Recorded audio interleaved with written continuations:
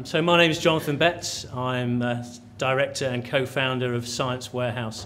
My background's in technology, and I've been working specifically within procurement technology with it for the last 15 years. So during that time, I've had the privilege to work with some great procurement people, procurement professionals, and to speak to many, many more, many of them that don't want to speak to me on the end of the phone. But nevertheless, I think that puts us in a good position where I've got that experience and had that ability to engage with so many different individuals. So the talk today is entitled Procurement Surge, Taking Purchasing to the Next Level.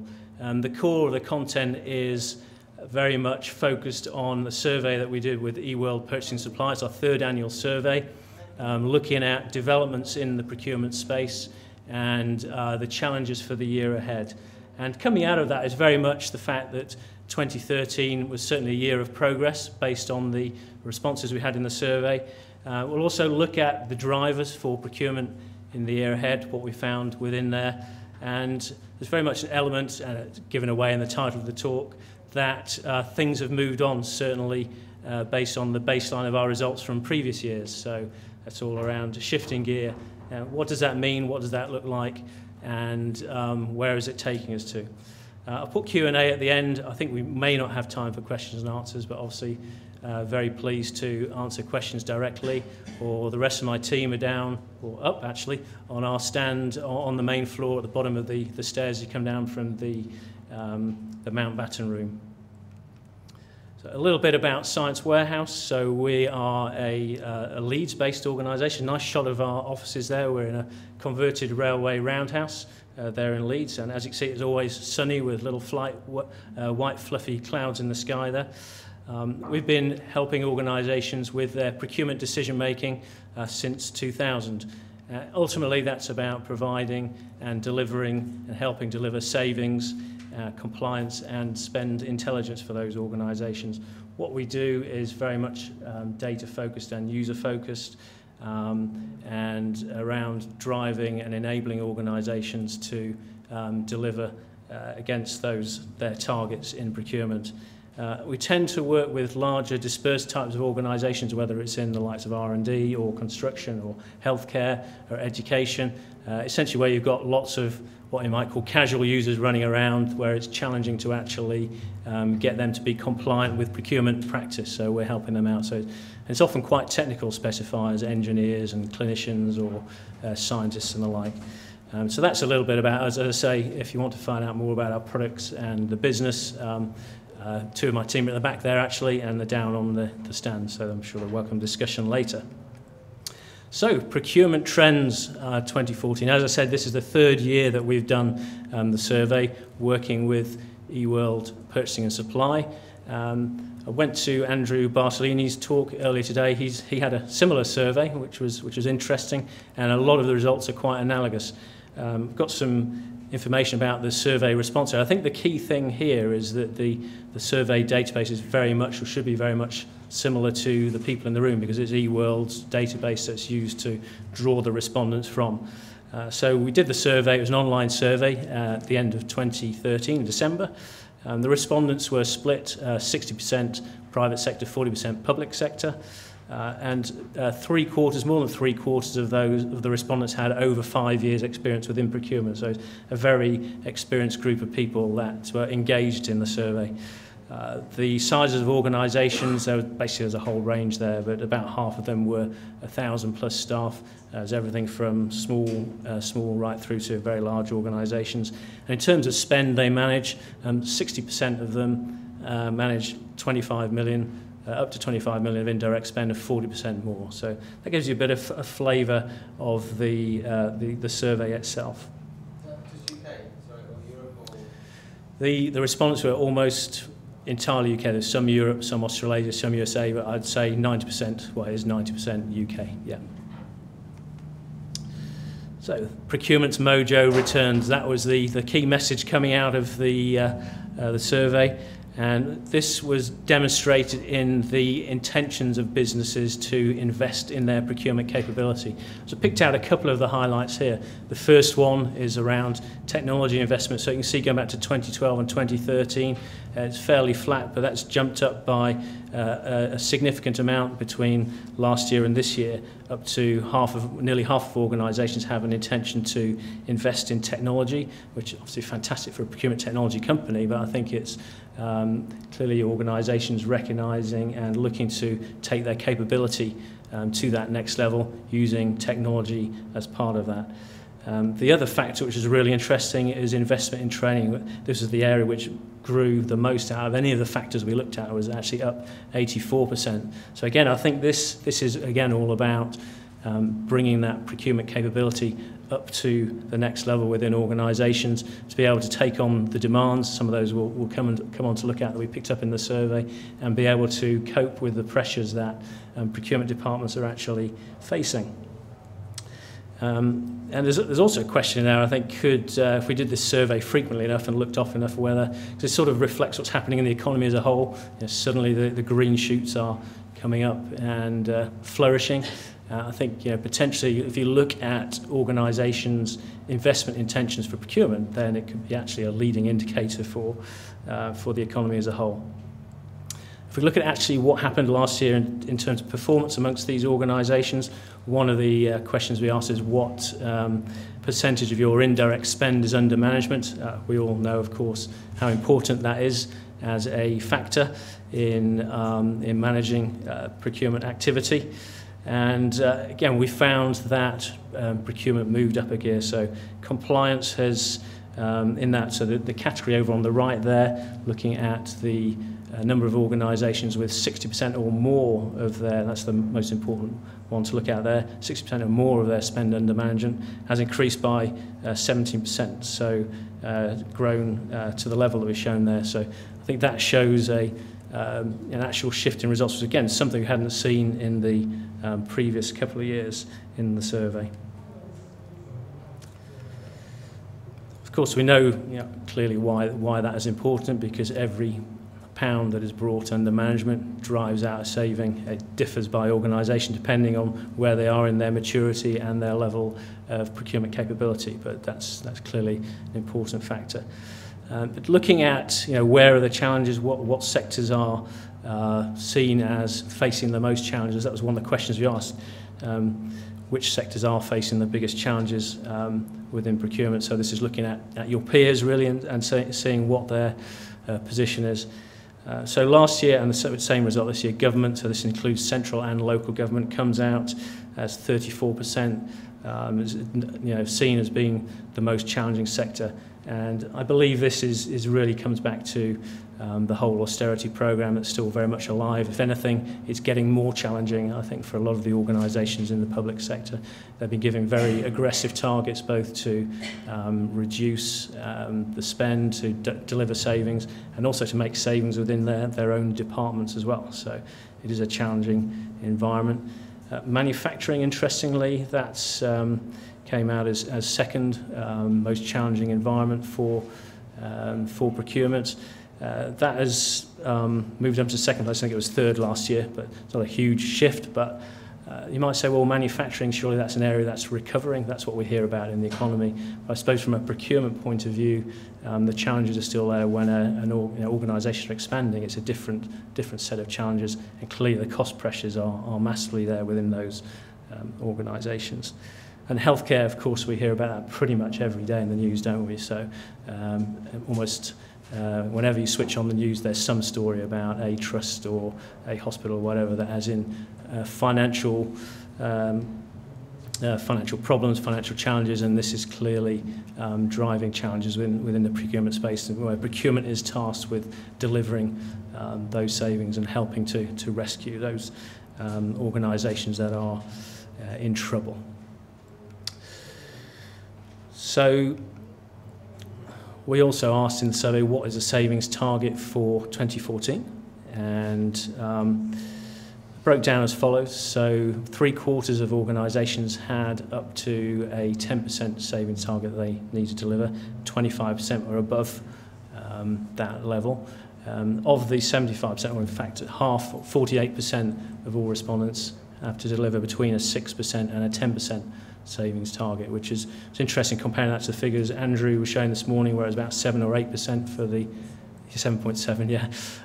So it obviously falls in that range. So within our, as I say, largely UK survey, there is very equivalent sort of savings levels that our procurement departments have been asked to deliver.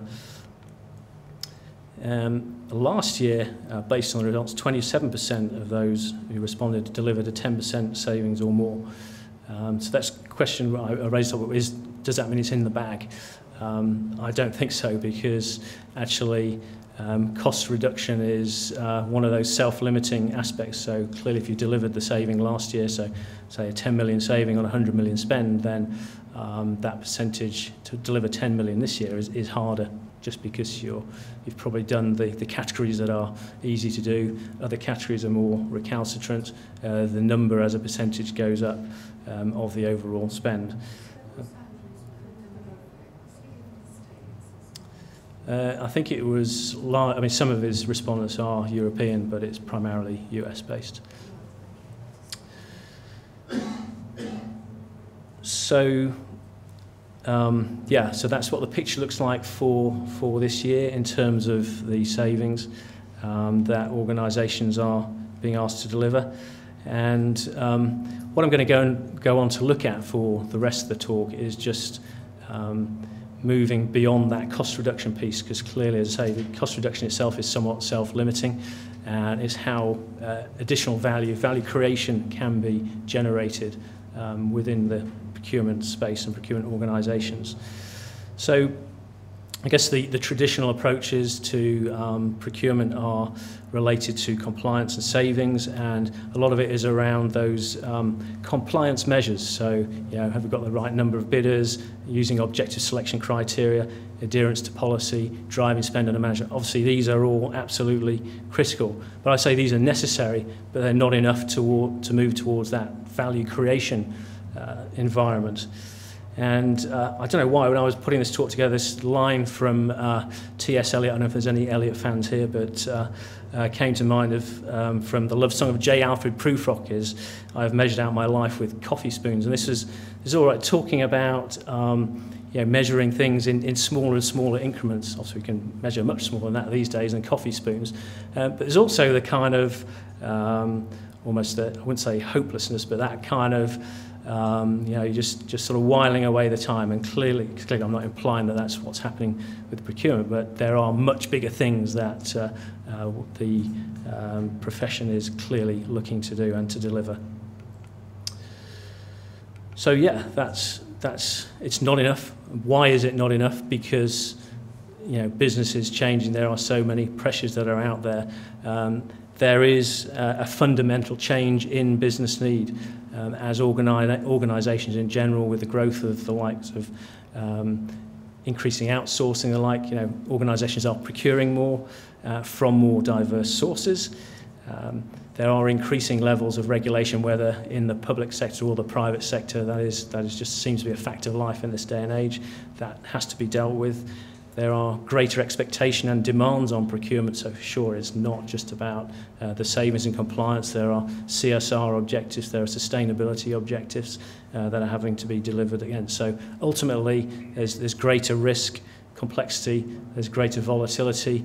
You know, we've had the floods this year, we've had all the upheaval in Eastern Europe. There's always something that's creating demands and stresses on supply chains, which means that there's, you know, great challenges out there to ensure security within the supply chain. I think the point at the bottom there is business needs procurement to be a fundamental source of competitive advantage. I think that is really true in this day and age. It's, you know, procurement as in its own right, the procurement functions are a lever which organisations can use to actually enhance their position, enhance their competitiveness. And I believe that will be increasingly recognised going forward. So, yeah, the old versus the new, exhilaration versus extinction. We've got this, our spend monster there is eating all the money. So yeah, the old way of doing things is, you know, buy what you're asked for, what the business requires, you know, react swiftly, do it on time, keep prices under control, jobs are good, That's kind of secure, procure. Yeah, it's secure for the individuals doing it. It keeps you in a job till you're ready to take the pension, but it's not really about going out there and grasping the opportunities. So the first one, that's what I call the value preservation model, if you like. Whereas the value creation model is all about pushing the boundaries, about focusing on the significant high-value projects. And a really important point is aligning the procurement function with the organisational objectives. So it's making sure that within purchasing departments we're focusing on those activities that are going to enhance the overall objectives of the organisation itself. So what does that require? This purchasing's new order. It requires a whole bunch of things that maybe weren't prevalent within purchasing organisations historically. Clearly, stakeholder engagement is really, really key. Being able to do that at multiple levels within the organisation, whether it's at business users, whether it's at board level, middle management, obviously suppliers, which has always been done. Individuals or within your procurement departments, the capability to be highly analytical is really critical. The financial analysis, being able to take something to the CFO, to the finance director, which is a cogent financial argument, and demonstrate the business case is really key. Clearly, excellent market knowledge, category managers is fundamental. It's also having those capabilities at the management levels, the higher level negotiation ability and creativity, I think. I suppose if you went outside of procurement and asked people what their typical picture of procurement might be, they may not figure creativity at the top of the list, but it really is fundamental. And it's about being able to find new answers to old problems, or answers to new problems, and having the sophistication to bring those to fruition. So last week I was talking with a procurement director in a large NHS trust. He and his department are under massive pressure to deliver cost savings, but they're working on a new product, working with a supplier, something that you might consider part of the furniture in terms of hospitals, but the product itself costs more, but they've been able to do a total cost analysis and show that they reduce patient times in the hospital, to improve patient outcomes, and to reduce the cost overall of the use of that product within their trust. And this is something which is most likely to be rolled out more broadly across the NHS. So that procurement director has done a fantastic job, and he's had to engage internally in particular. There's quite a few resistors within his logistics department who it means a change of practice for them. So all that is around that analysis, that engagement, the ability to be able to be flexible, reevaluate where you are, and really push on with objectives aligned with, in that case, the objectives of the trust, which is improve patient throughput ultimately.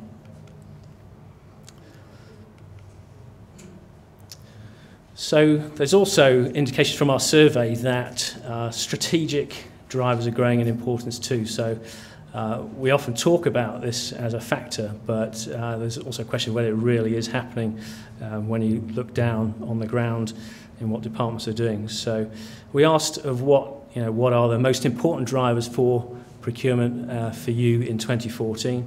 Of course, cutting costs is still the number one in there. It always will be. That's the bread and butter for procurement. But interestingly, becoming more strategic actually rose up to second place in the rankings, which was actually quite surprised me because it had been bubbling away there in the last couple of years, but it's very much there in the forefront as the next kind of priority after cutting costs. And another one which I've picked out on the graph there is board level visibility. So the numbers are small, but the increase is quite significant, almost a 50% increase in individuals saying becoming visible at board level is critical to our procurement activity this year. But it won't be easy, certainly. It's all very well to say down we want to become more strategic, but there are clearly challenges along the way. And again, when we looked at the survey, what the highest challenges that organisations have, the biggest one, the the purpley top right-hand corner there, moving from a tactical to strategic function. So it's one of the most important as an objective, but it's also seen as one of the most challenging. And combine that with probably that old one, which is insufficient resources and investment. That's a key one. And there's also the factor around a feeling for a significant number, the top left-hand segment there, about being seen as a barrier rather than an enabler, which no one wants to see that. But again, it's coming back to these points around engagement and being able to demonstrate through results, really, that procurement is an enabler for the organisation and not a barrier. So some of the ways to take that step to the next level. The first one, I think, these days is, and I would say this, wouldn't I, but is really about using technology. It is becoming much, much easier. And in a way, procurement is in quite a nice space because it's about buying for users and obviously managing that. Everyone at home these days is used to using e-commerce, so it's actually translating what's being used at home, whether it's Amazon, eBay or whatever, and using that in the work environment. So there aren't actually many other business functions where that actually applies in the same way. So I think that's quite nice. But overall, the procurement technology now is cloud-based and offers a low total cost of ownership. It has this compelling user experience, so it drives adoption. Integration is clearly key with systems. That is, with open APIs, everything's becoming much more integratable and adoptable.